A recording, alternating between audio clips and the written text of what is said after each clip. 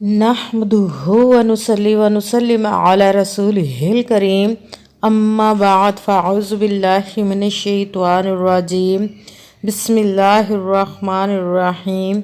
मेरे मुअज़्ज़ज़ सामईन अकराम, अस्सलामु अलैकुम व रहमतुल्लाहि व बरकातुहू। मैं अपने रब कायनात से ये दुआ करती हूँ कि मेरे जितने भी सुनने वाले हैं, रब कायनात सबको सेहतमंद, तंदुरुस्त और लंबी ज़िंदगी अता फरमाए। हम सब की हर मुश्किलों, परेशानियों, तंगदस्तियों में मेरा रब कायनात हमारी मदद अता फरमाए। हमें ज़हनी, रूहानी, जिस्मानी अज़ियत और तकलीफ़ और बीमारियों से निजात अता फरमाए। हमें ज़हनी और रूहानी सुकून अता फरमाए। हमें बीमार दुनिया से बचाकर बीमार मदीना बनाए। और जो हम सब के हक़ों में बेहतर है, मेरा रब कायनात हमारे लिए वो अता फरमाए। और जो हमारे हक़ों में बेहतर नहीं, उसका ख्याल भी हम सब के दिलों से निकाल दे और हम सबको अपनी रज़ा पर राज़ी रहने वाला बना दे। आमीन सुमा आमीन। आज मैं आप लोगों को जो वजीफ़ा बताऊंगी वो लौंग का वजीफ़ा है। ये लौंग पर दम करने का वजीफ़ा और ये दौलत के लिए है। अगर आप इस वजीफ़े को एक लौंग लेकर इस वजीफ़े को करते हैं तो रब कायनात आपको इतनी दौलत अता फरमाएगा कि आप हैरान रह जाएंगे। जब ये आप अमल शुरू करेंगे तो रब कायनात आपके लिए असबाब बनाना शुरू कर देगा। और ये अमल आप इसके पास जिसने भी किया, उसने रब कायनात ने उसके पास दौलत के ढेर लगा दिए, उस पर दौलत की बारिश अता फरमा दी। मगर पुख्ता यकीन रख के आपने इस अमल को करना है कि जिसने भी इस अमल को किया उसका रब कायनात ने नसीब बदल दिया।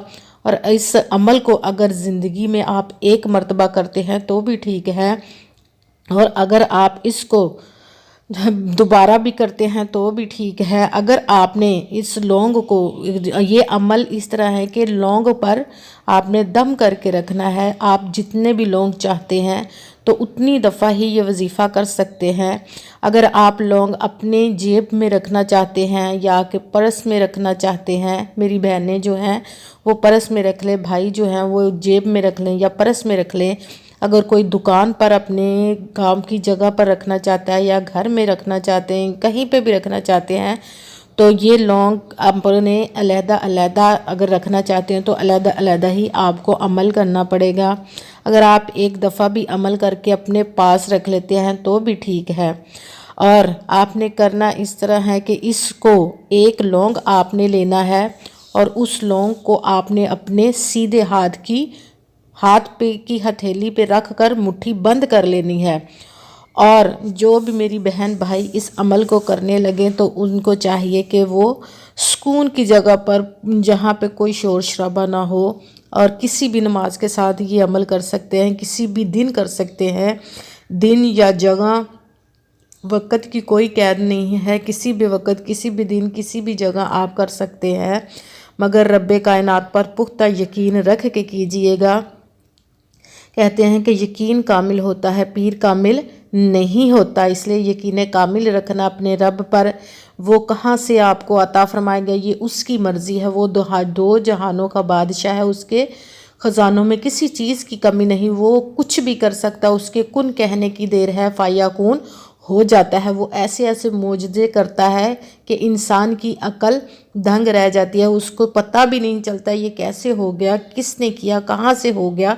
ये बातें हमारे सोचने की नहीं, ये हमारा उन रब कायनात पर पुख्ता यकीन होना चाहिए कि वो अता करेगा तो बस अता करेगा। और अच्छी नीयत रख के कीजिएगा कि रब कायनात कुरान पाक में इरशाद फरमाता है, इन्नमल अमालु बिन्नियात, कि जो अमलों का दारोमदार होता है वो नीयतों पर होता है। अगर हमारी नीयत अच्छी है तो हमारा अमल भी अच्छा होता है, और अगर हमारी नीयत ही अच्छी नहीं तो हमारा अमल भी अच्छा नहीं होता। चाहे हम जितनी मर्ज़ी मेहनतें कर ले, कोशिशें कर ले, हमें कोई भी काम नहीं देती। हमारा वो अमल, हमारा वो मेहनत अज़ाया हो जाती है, क्योंकि हमारा यकीन पुख्ता नहीं होता, हमारी नीयत अच्छी नहीं होती।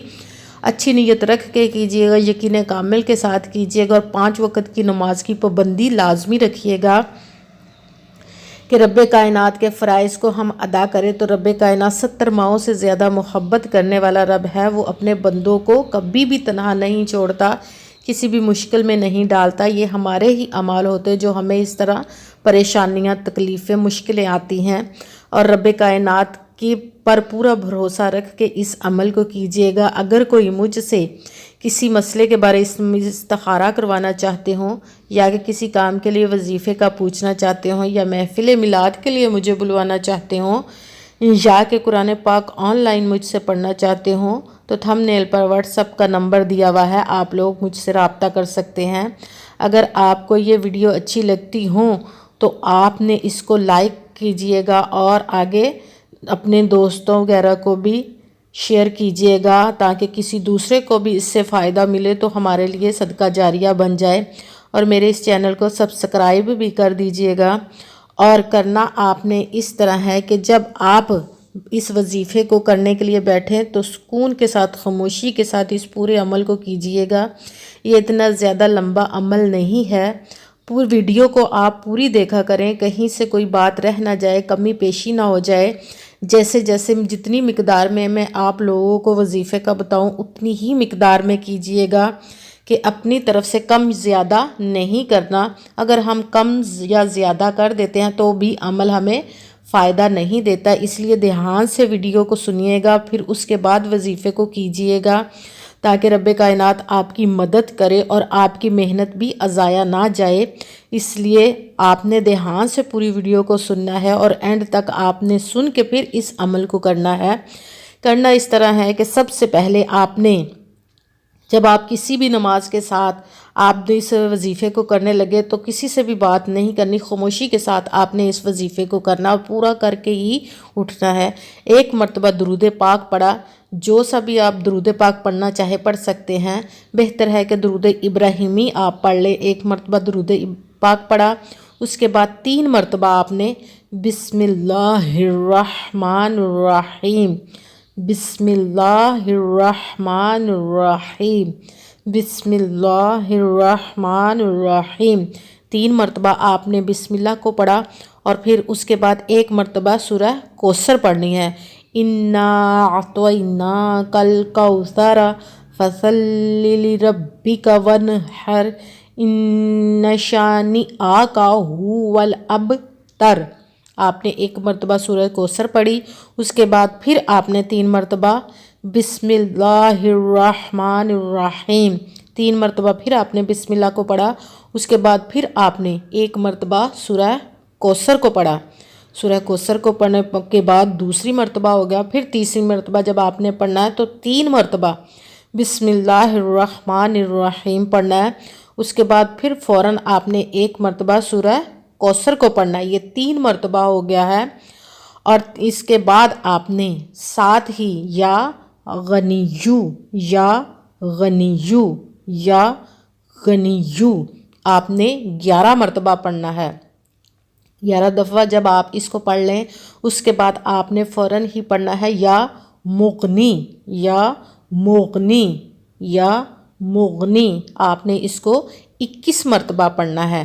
جب آپ اس کو 21 مرتبہ پڑھ لیں تو ساتھ ہی اپنے 1 مرتبہ درود پاک پڑھ لینا، جون سا آپ نے شروع میں درود پاک پڑھا تھا وہی درود پاک آپ نے لاسٹ میں اینڈ پہ بھی وہی درود پاک پڑھنا ہے، اور فوراً آپ نے مٹھی کھولنی ہے، جس میں آپ نے سیدھے ہاتھ میں 1 لونگ رکھ کر مٹھی بند کر لی تھی اور پھر یہ وظیفہ کیا تھا۔ پھر آپ نے فوراً اس وظیفے کو کرنے کے بعد مٹھی کھولنی ہے، اس پر دم کر دینا ہے 1 مرتبہ، پھر مٹھی بند کر دینی، پھر دوسری مرتبہ اس کو کھولنا مٹھی کو، پھر دم کرنا، پھر مٹھی بند کر دینی، تیسری مرتبہ پھر جب آپ نے مٹھی کھولنی اور دم کر دینا ہے اور پھر مٹھی بند کر دیں، 3 دفعہ آپ نے دم کرنا ہے، اور پھر مٹھی کو کھولنا نہیں، اپنی جیب میں سیدھا مٹھی بند کو ہی لے جانا ہے اور مٹھی کو کھول دینا، اپنی جیب میں لونگ رکھ دینا ہے۔ اگر آپ پرس میں رکھ رہے ہیں تو پرس میں بھی اسی طرح مٹھی جا کر کھولنی ہے، فوراً پہلے نہیں کھولنی۔ اگر الماری میں کہیں پہ بھی رکھ رہے ہیں تو وہیں پہ جا کر مٹھی کھولنی ہے، یہ دھیان رہے کہ وہاں سے یہ لونگ نیچے نہ گرے۔ تو رب کائنات ہماری مدد عطا فرمائے، آمین ثم آمین۔ السلام علیکم ورحمۃ اللہ وبرکاتہ۔